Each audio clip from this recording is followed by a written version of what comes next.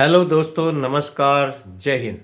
दोस्तों, आज मैं एक जवान की कहानी लेकर के उपस्थित हुआ हूँ। एक जवान जो कि बचपन में एक गरीब घर में पैदा हुआ और उसके पिताजी एक सामान्य फौज में कर्मचारी थे। जैसे हमारे फौज में होते हैं ट्रेड, पानी ढोने वाले, वाटर कैरियर है, खाना बनाने वाले हैं। तो इस तरह ही उसके पिताजी एक सामान्य फौजी सैनिक थे और उन्होंने जो है तो उनके घर में ये बच्चा पैदा हुआ और इसका जन्म हुआ। और ये बालक बचपन से मेहनती तो था ही और शरारती भी उतना ही। और ये बालक जो है बचपन में ही अपने पिताजी के साथ चले गया था और जाने के बाद बचपन में ही वो जो है फौज के ही माहौल में पड़ा बला और बड़ा हुआ वहीं। तो वहीं से वो बालक, जैसे हमारे देश में ये कहानी, ये पता नहीं है कि मुझे जानकारी दी गई है और इसमें कितनी सच्चाई है। और कहानियाँ तो बनती रहती हैं, बिगड़ती रहती है। तो ये सच्चाई भी सच्चाई होगी तभी तो कहानी बनी है।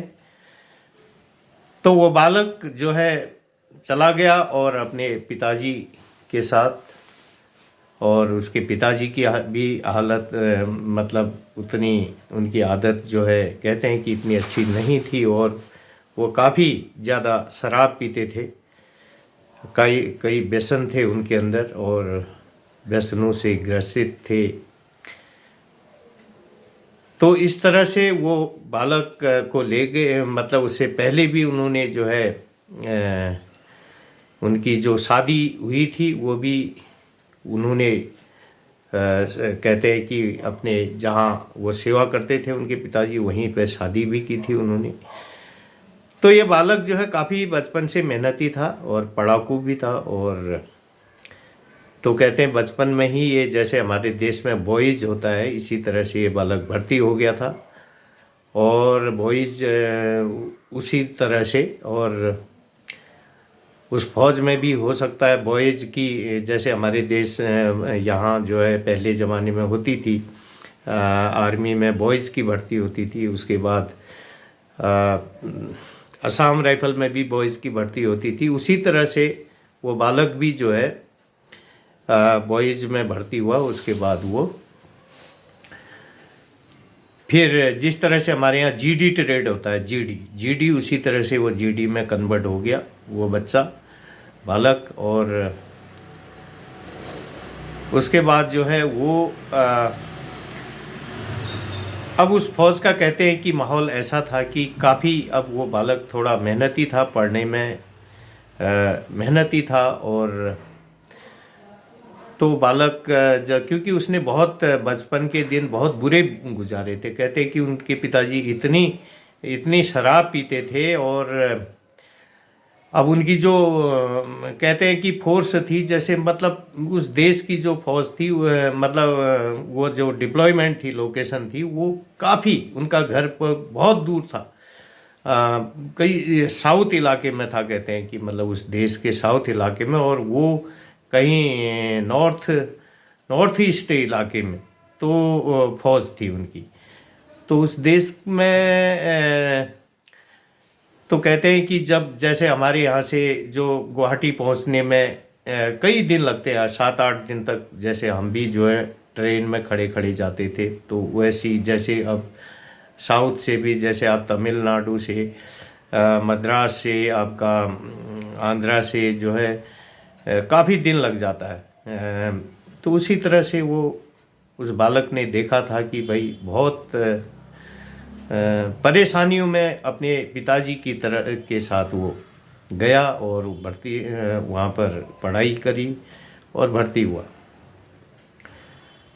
भर्ती होने के बाद जब वो हमारे जैसे जीडी ट्रेड में हुआ, तो उसका जीडी, वहाँ का माहौल इस तरह से था कि उसको काफ़ी, जीडी में तो सब परेशानी है, सबको पता है। तो ये यूटी लायर जो था, ये इसने सोचा कि अब जो है इसमें मैं नौकरी कर नहीं पाऊँगा और मेरे बस का है नहीं। तो उसने देखा कि कहाँ से क्या हो सकता है। अब वो कोई ऐसा ऐसी उसके पास विशेषता थी नहीं कि, लेकिन मेहनती पढ़ा लिखा और था वो। अंग्रेजी का कहते हैं कि भाषा, जैसे हर देश की फौज में जो है अंग्रेजी का अच्छा वो है। तो वो भी अंग्रेजी का माहिर था कहते हैं। और वो उसने जब जीडी में नहीं हुआ तो उसने कहीं से वो डिप्लोमा लेके आया कहते हैं, और अपने ट्रेड को उसने चेंज करवा दिया। ट्रेड चेंज करने के बाद जैसे हमारे यहाँ ये होता है कि जो मतलब ये जो स्टोर हैंडलिंग करते हैं, जैसे कई किस्म के फौज में स्टोर होते हैं, इंजीनियर में भी स्टोर होता है, मेडिकल में भी स्टोर होता है। वहाँ पे जो लोकल परचेज होता है, वहाँ पर कई करोड़ों लाखों का जो है बजट आता है। वो उस टाइप के वो ट्रेड में वो उन्होंने जो है अपना ट्रेड चेंज कर लिया। ट्रेड चेंज करने के बाद अब आपको पता है कि जैसे असम राइफल एक पैरामिलिट्री फोर्स है, वो भी एक पैरामिलिट्री फोर्स थी। जैसे Jammu Kashmir light infantry regiment पहले मलेशिया फौज थी, वैसे ही कहते हैं कि वो फौज भी थी। लेकिन Jammu Kashmir light infantry regiment जो है वो आर्मी रेजिमेंट बन गई। उनको जो है लेखराज सिंह पवार जो उनके डीजी बने ब्रिगेडियर थे, वो उन्होंने जो है उसको जब देखा कि वहाँ पर जो है काफ़ी परेशानी है, तो उन्होंने लेखराज सिंह पवार साहब ने जो है गृह मंत्रालय और रक्षा मंत्रालय को जो है प्रपोजल दे करके उसको आर्मी रेजिमेंट में कन्वर्ट करवा दिया था। लेकिन उस फौज का कोई ऐसा उद्धार करने वाला ऐसा कोई था नहीं। और तो इस तरह से वहाँ पे मनमानी चलती रही और उस फौज के अंदर। और वो जब वो सर्टिफिकेट ले करके वहाँ चले गया, तो उस फौज में जैसे हमारे यहाँ पैरामिलिट्री फोर्स के अंदर CAPF के अंदर जो सेंट्रल जो पुलिस है, जो उसके अंदर क्या होता है कि जैसे कई ट्रेड ऐसे होते हैं कि जिनका प्रमोशन फौज के से ज़रा दूसरे किस्म से होता है। जैसे फौज के अंदर जो है कोई भी ट्रेड के साथ वो GD का जो जिस तरह से स्ट्रक्चर होता है, प्रमोशन होता है, उसी तरह से उनका भी होता है सभी का। मतलब उस हिसाब से ही, जैसे वहाँ पे क्लर्क भी है या कोई भी है, मेडिकल स्टाफ है, तो जैसे GD का होता है ऑनरी कैप्टन रैंक तक, उसी तरह से सभी का होता है। लेकिन वो जो ये मिलिशिया जो फौज होती है, जो मतलब एक स्थानीय सेना कहते हैं उसको, मिलिशिया फौज को, तो मिलिशिया फौज थी वो। तो अब वो जो है उसको ये अनबन होगी कि मैंने अपना ट्रेड चेंज तो कर लिया, लेकिन जो डिप्लोमा ले लूँ करके कहीं से।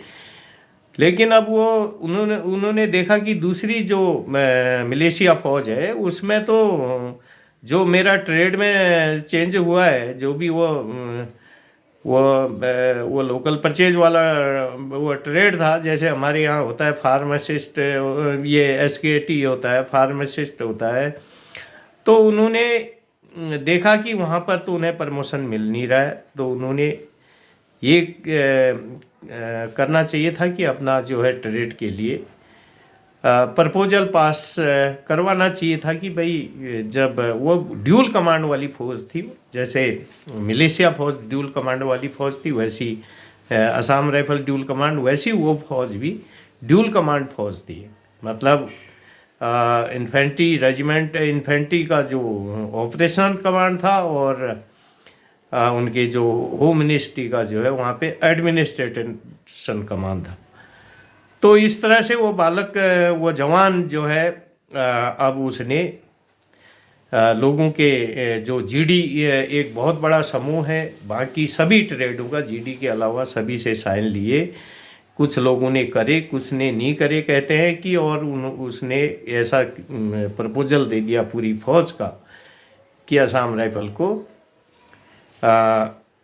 नहीं, उस फौज को असम राइफल का की भी कहानी थोड़ा बहुत तो मिल सकती है इससे, लेकिन तो अब वो जो है वहाँ पर जब प्रपोजल दिया गया तो कहते हैं कि उसी के गांव के कोई उनके डीजी थे और उन्होंने उसको आगे बढ़ा करके उसको उस फौज को जिसको पहले जो है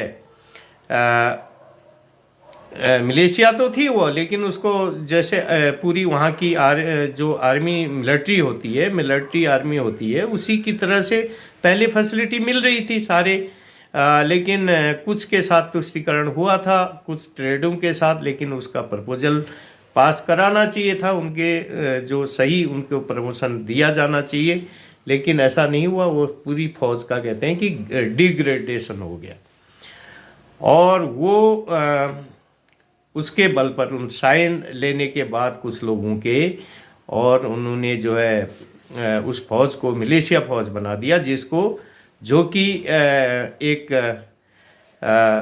जिसको पूरी सुविधा जो है मतलब वो कहते हैं कि वहाँ के 5-10 रुपए के अंतर से जो है वहाँ की मिलिट्री आर्मी की तरह ही उनको सुविधा मिल रही थी, लेकिन उस ट्रेड चेंज वो जो डिप्लोमा लेके आए उसकी वजह से वो पूरी फौज जो है मलेशिया फौज बन गई, और वहाँ से फिर आर्मी मिलिट्री की सारी फैसिलिटी बंद हो गई। जो वहाँ पर जैसे हमारे यहाँ पर ऑनरी कैप्टन रैंक तक होता था, लेकिन वो भी बंद हो गया, और उसी तरह से और 20 साल में जैसे हमारे यहाँ पर योग्य आदमी जेसीओ रैंक हो जाता था, वो सब बंद हो गया, और वो फौज एक ऐसी फौज हो गई कि 20 साल तक, जबकि वहाँ पर मिलिट्री ऑपरेशन कंट्रोल था, और आर्मी मिलिट्री का जैसे हमारे यहाँ MOD ऑपरेशन, उसके वहाँ पर भी जो है पूरा 20 साल तक लोगों का प्रमोशन, 22-23 साल तक एक प्रमोशन नहीं होता था। कोई भी फौज ऐसी नहीं थी कि कुछ ही फौज ऐसी थी कि जो जहाँ पर इस तरह का सिस्टम था कि MOD मतलब आर्मी की ऑपरेशनल कमांड हो,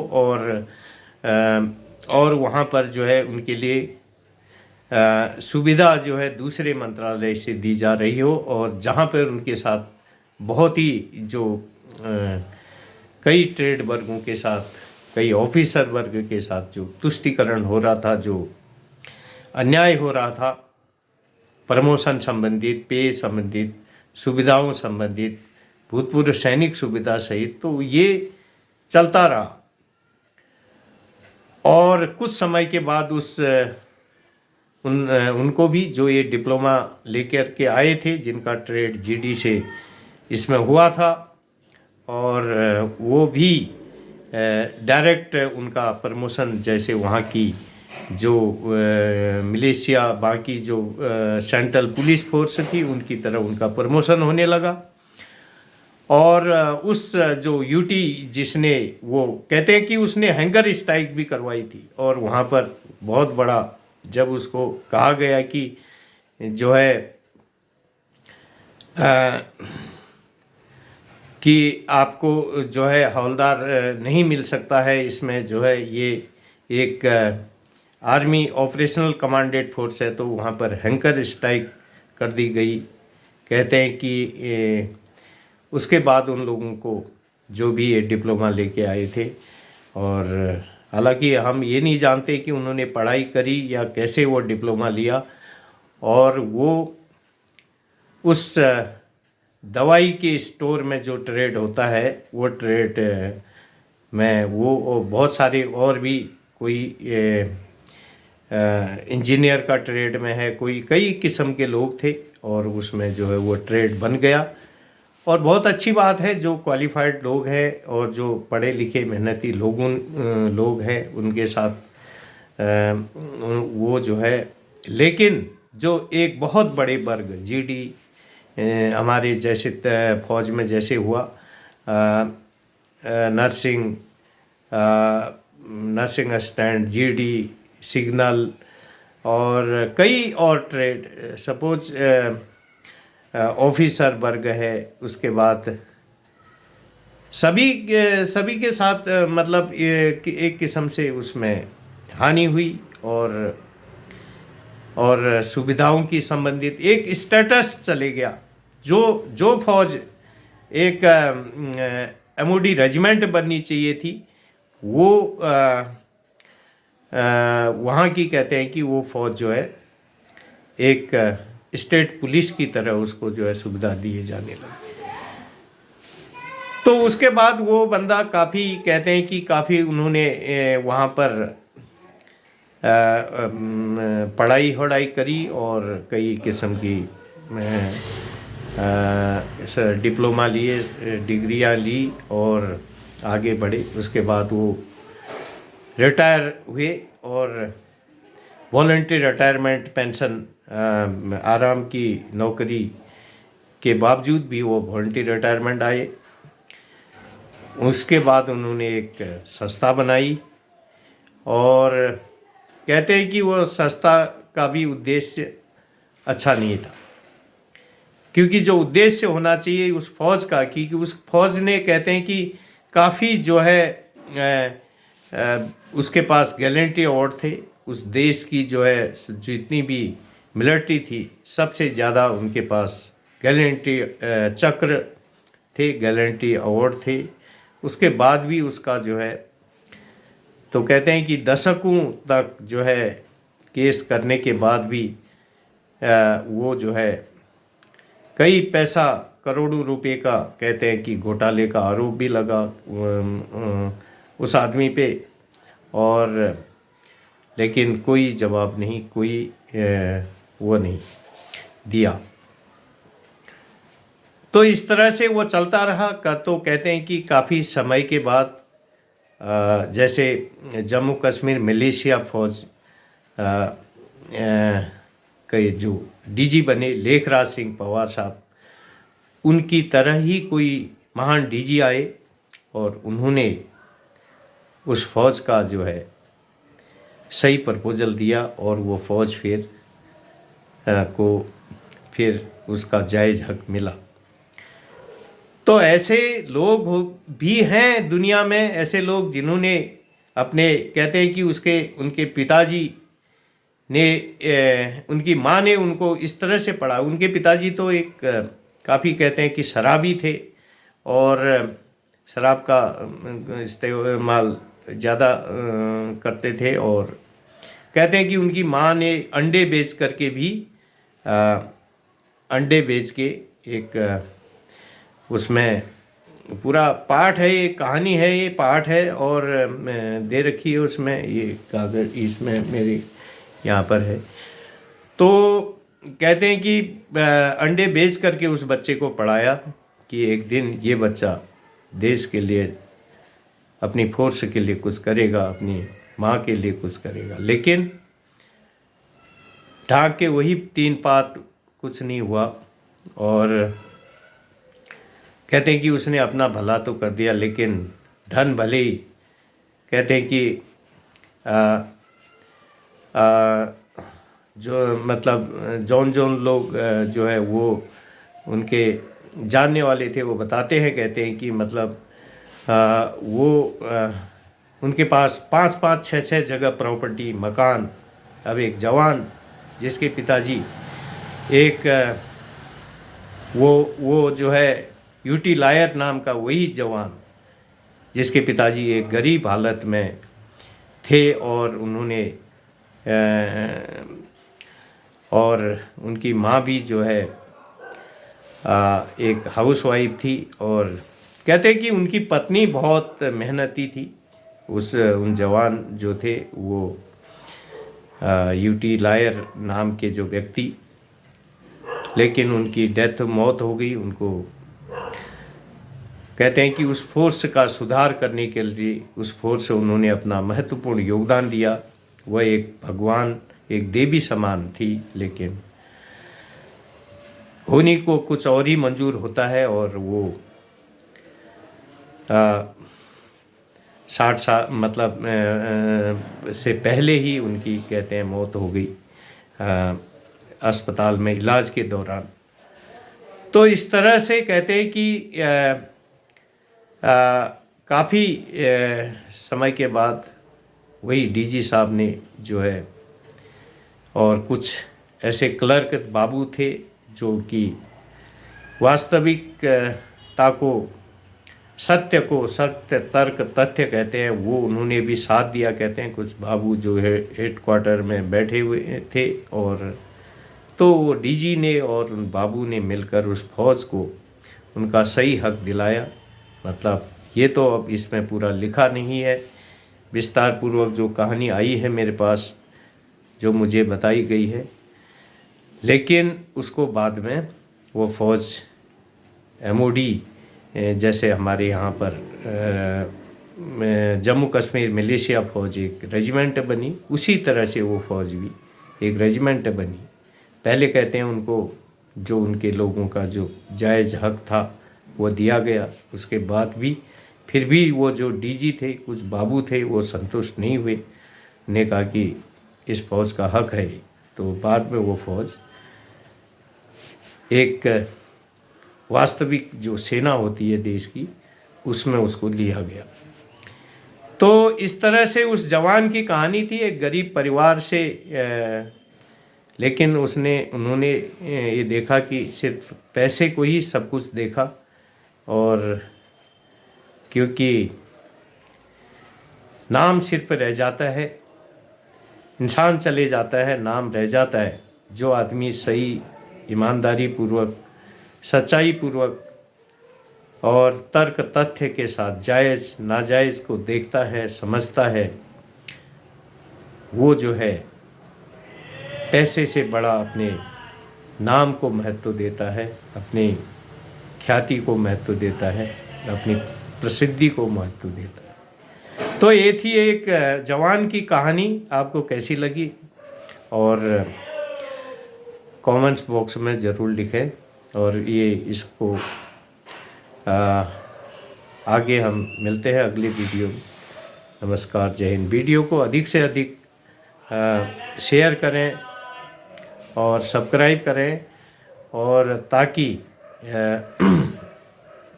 ताकि जो है लोगों को पता चले कि एक फौज की जो दुर्दशा कैसे ठीक होती है। और क्योंकि जो ऑफिसर होते हैं और जो बाबू होते हैं, इनका इसमें महत्वपूर्ण रोल होता है अपनी फौज के नमक, नाम और निशान को, उसके स्टेटस को ऊंचाई में ले जाना। नमस्कार जी।